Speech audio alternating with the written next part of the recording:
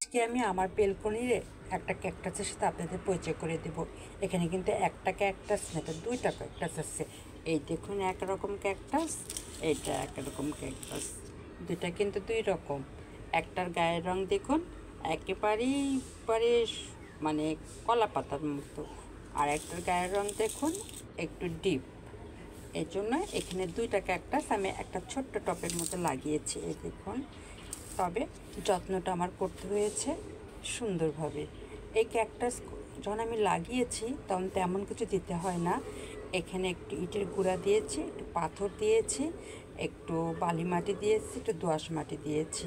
আর cocopeat দিলে বেশি ভালো, যাতে পানিটা মানে তাড়াতাড়ি ড্রেন হতে পারে। আর এইগুলো দিয়ে আমি এই ক্যাকটাসটা লাগিয়েছিলাম। এখন দেখুন কত সুন্দর সেই ক্যাকটাসটা হয়েছে। এটা যত্ন কিন্তু খুব একটা কঠিন না, শুধু শীতকালে আপনাকে 15 দিন পর পর পানি দিতে হবে, আর গরমকালে আপনাকে সপ্তাহে একদিন পানি দিতে হবে। আর এটাকে আমি এই যে গায়ে দেখুন লেগে আছে, এটাকে আমি বেশিরভাগই দিই হাড়ের গুঁড়া। হাড়ের গুঁড়া বলতে ডিমের মানে খোসাগুলো আমি গুঁড়া করে এখানে দিই। তাছাড়া কলার চোচার পানিটা দিই, পেঁয়াজের পানিটা দিই। এই ঘরেরই আমার আনুষঙ্গিক জিনিসগুলো দিয়ে আমি এই গাছটা এইভাবে সুন্দর করেছি। দেখুন কত গাছটার গায়ে মানে বাচ্চা হয়েছে।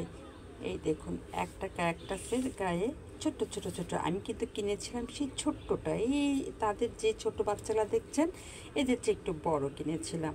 আর সেটাকে যত্ন করে আমি এই পর্যায়ে নিয়ে আসছি। একটা ক্যাকটাসের গায়ে দেখুন কতগুলো বাচ্চা, এই দেখুন আপনি গুনলে বুঝতে পারবেন।